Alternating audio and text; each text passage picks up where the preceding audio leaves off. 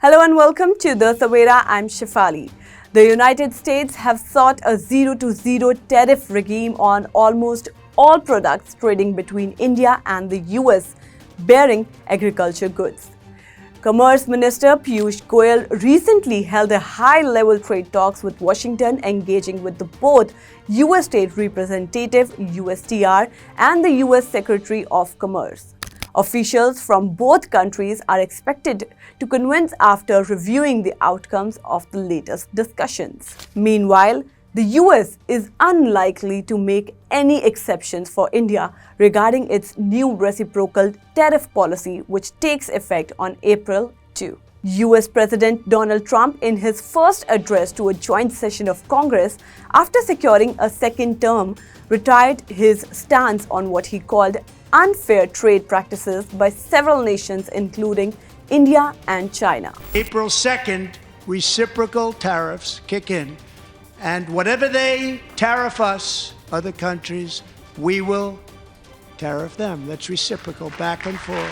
Whatever they tax us. Trump said, other countries have used tariffs against us for decades, and now it's our turn. The European Union, China, Brazil, India, Mexico, Canada, and countless other nations impose significantly higher tariffs on our exports rather than on theirs. It's very unfair. The US has announced reciprocal tariffs against multiple trading partners, aligning import duties on foreign goods with the tariffs those nations impose on American exports. Now, what is India-US trade?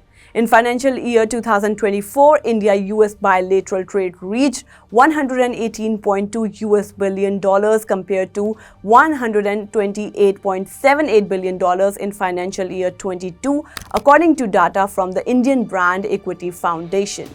India recorded a trade surplus of $36.8 billion with the US in financial year 2024, with exports mounting to $77.5 billion, while imports from the US stood at $40.7 billion. The United States remains India's third largest investor, with cumulative FDI inflows of $67.76 billion from April 2000 to September 2024. Temporary tariff exemptions for automakers.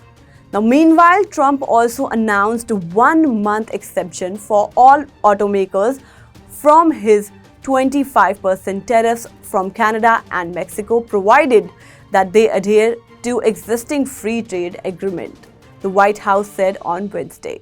The move helped ease a sharp decline on Wall Street, which had seen its steepest growth in nearly 3 months. The White House also stated that Trump is open to exceptions for more other products affected by the tariff, which came into effect on Tuesday. However, Trump made it clear that his border trade dispute with Canada and Mexico remains unchanged, as he continues to push both nations to take strong measures against fentanyl smuggling. After a phone call with Canadian Prime Minister Justin Trudeau, Trump expressed skepticism about progress on the issue. For more such updates, download the Savera app. You can also follow us on Facebook, Instagram, Twitter, and YouTube.